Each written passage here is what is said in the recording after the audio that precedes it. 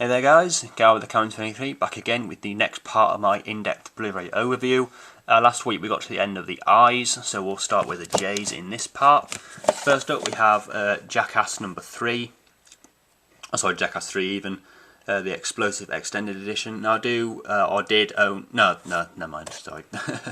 Never mind, I won't say that. Anyway, the one that was in 3D. I still think number 2 is my favourite, but it probably goes 2, 1, then 3. Not saying that 3 is a bad one, but it just had, like the other two, have more kind of classic Jackass sketches in it, or skits in it. Basic, kind of, if you've seen the first two, or if you've even seen the TV show, it's just basically a bunch of stunts. Kind of really funny stuff though.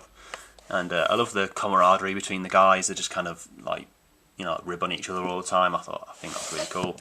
And then we have Jarhead, which by Sam Mendes. Again, has he ever directed a film that isn't based in the US, or kind of the US actors? But anyway, one of my favourite war films, kind of anti-Iraq war film, starring Jake Gyllenhaal, Peter Sarsgaard, Chris Cooper, and Jamie Foxx. It's a really good kind of, I don't know, it's just got really good script, really good directing, really good acting, just all around really good film. And then we have Johnny English, the first one. This is on TV quite a lot during the year, but I always quite enjoy it. Even my grandmother enjoyed it, so that's got to say something.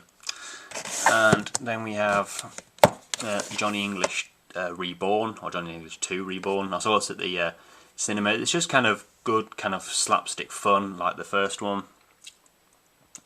It has an altogether different kind of feel to it. It's kind of more of a James Bond spoof than the first one is. Then we have Jumanji, classic 90s kind of fantasy film starring Robin Williams and also a young Kirsten Dunst. And again, really good, pretty good CGI in this, at least for the time it was. I haven't checked this out on Blu-ray yet though, so I'll be doing that soon enough. I want to get Hook on Blu-ray, but it's always kind of a little bit too expensive, so I'll be getting that soon. So anyway, that's Jumanji. Sorry for the pretty bad angle, but it's kind of not much space here. Then I'll take them out. Then we have Juno, first film written by Diablo Cody. Take what you want from that. Pretty good. It's not to everyone's taste, but I do quite enjoy it. I mainly got it because I did quite enjoy it, and it was quite cheap, so that's always a bonus. And so yeah, Juno. And then Kidulthood, the first one, Adulthood being the sequel to this. About this, basically this girl commits, basically it's set in London, this girl commits suicide, so the school kind of gets the day off, and it kind of has kind of, you know, what they get on their time off. It's not much comedy in it, it's more of a drama, as you can guess from a girl killing herself. But anyway, so we have Killing Them Softly, another one that was on my top 12 of 2012 list, starring Brad Pitt, Richard Jenkins, Ray Liotta, and again the late great James Gandolfini. Really enjoyed this film. I love the kind of the style of filming that this is in. And even from the opening credits, it hooked me. I just don't know what it is about it. I just absolutely love it. It's kind of divides people's opinions, that film. It kind of, some people love it, some people hate it, and I can't get that in, so I'll leave it there. And next row, so I'm going to sit down. First up, we have Kill List, my favourite film of 2011. Yeah, 2011. I absolutely love this film. It's a kind of a hitman kind of drama, and then it kind of evolves into a kind of ritual cult kind of horror film. Again, just amazing. Ben Wheatley is my favourite British director of the moment, who's working now. And when was the last director you knew that knew the next 3 films he was going to make? Nobody. Well, obviously apart from trilogies. So anyway, again, absolutely love this film. So I get comfortable there, and I always pop this on every now and again. Yes, that's Kill List. Next we have Knocked Up, starring Seth Rogen and Katherine Heigl, another Judd Apatow written and directed comedy. Much prefer 40-Year-Old Virgin. I still do like this, but it's not, it kind of pales in comparison in my opinion.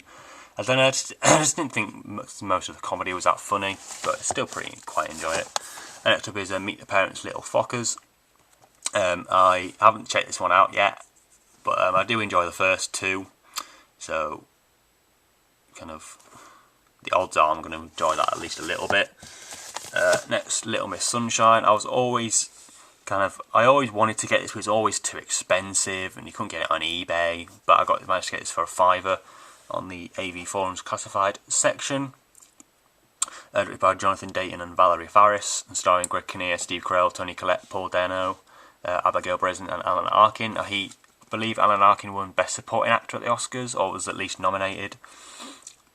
It's a really good kind of road trip movie. I love road trip movies, especially kind of US ones, because it's really great kind of, like scenery and cinematography and stuff. So really, really good film, that. And then Lock, Stock and Two Smoking Barrels. I got in a trade with my good friend RossiBoy19. Classic kind of heist, not heist movie, but kind of British. Yeah, I guess you could call it a heist movie. I do prefer this to Snatch. Snatch is a good film, but I just prefer this one. Directed by Guy Ritchie and I believe written by Matthew Vaughn, I do believe. Produced even. Sorry, produced by Matthew Vaughn, who directed Kick-Ass. And then Looking for Eric, a Ken Loach film. Really good kind of I think it's Scottish kind of comedy drama. It's really, really quite funny. This guy who's a postman who's kind of has mental health problems, and he kind of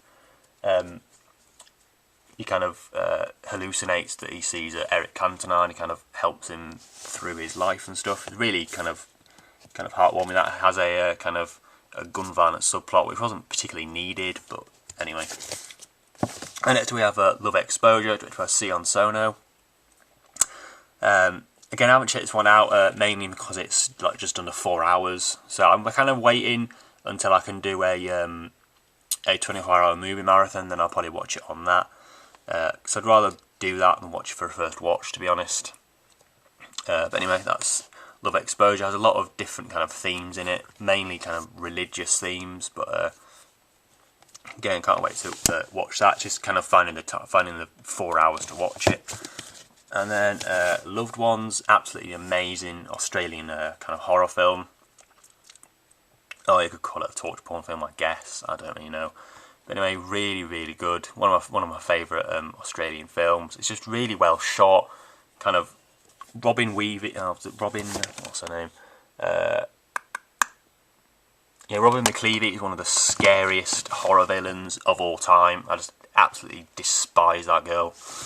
Anyway, and then Lovely Bones, directed by Peter Jackson. A lot of people shit on this film, and I don't know why. I really, really enjoy this. It's actually probably in my top 5 Peter Jackson films. This is the 2-disc special edition, and the Bluray that kind of readily available is only the 1 disc. So to get the 2-disc edition is really pretty good. Contains kind of like a really long kind of multi-part making of. Has featured on quite a few Peter Jackson films. Again, a lot of people don't like this, but I really, really do. Based on the book by... oh man, I have to look at this now. Alice Sebold, that's the one. Again, really good film, I really enjoy it.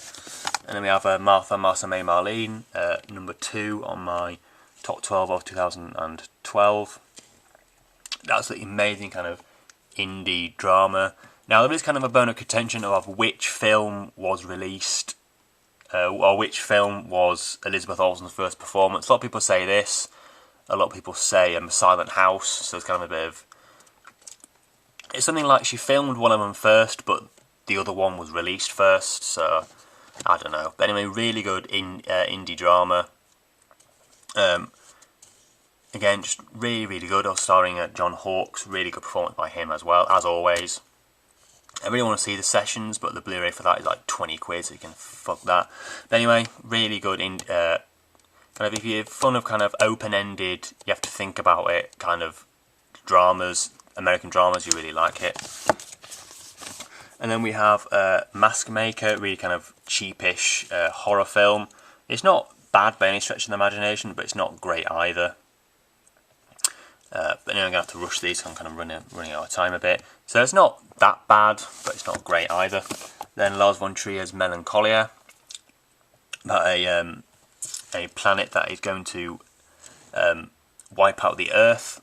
It's kind of it's basically two films in one. One is kind of the setup to this wedding, and then kind of her losing her shit in the second part.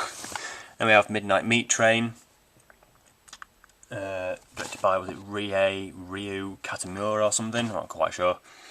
And a pretty good horror film, starring Vinnie Jones as a silent killer, well, nearly silent killer. Next we have Frank Darabont's The Mist, directed by Frank Darabont, and based on the book by Stephen King. Really good. This also contains a black and white version. I haven't watched that one yet, but really good kind of.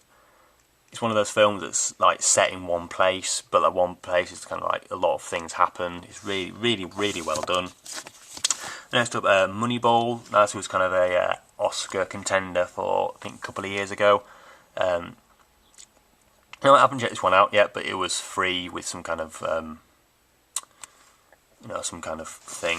Anyway, next we have Moon, directed by David Bowie's son, Duncan Jones, and starring Sam Rockwell. Really good kind of, what do you call it? Kind of claustrophobic sci-fi thriller. Really, really good. I remember really enjoying this at the cinema. Then we have Mother's Day, the remake of the Troma film. I haven't seen the Troma version, but I do enjoy this one, directed by Darren Lynn Bousman. He directed Saw 2, 3 and 4. Really good kind of home invasion thriller, really well done. Then we have Mr. Nice, based on the book by and the life of Howard Marks. Rhys Ifans gives a really good performance. Again, not one of those films that I'd kind of watch a lot, but plus it's kind of like overly long a little bit. Next up we have The Muppets, the 2012 kind of not rehash, but kind of re something, I don't know. But I haven't checked this one out yet, but apparently it's really, really good. And then we have, last one for this part, My Name is Bruce, a kind of meta comedy, kind of comedy horror film, starring obviously Bruce Campbell from Evil Dead. Again, I haven't checked this one out yet, but I will do pretty soon. So that will do for this part, and that's been a bit longer than the others. But I had quite a lot of I didn't realise I had that many M's. But anyway, I'll not keep you too much longer. Please rate, comment and subscribe, and I'll see you in my next video. Thanks for watching.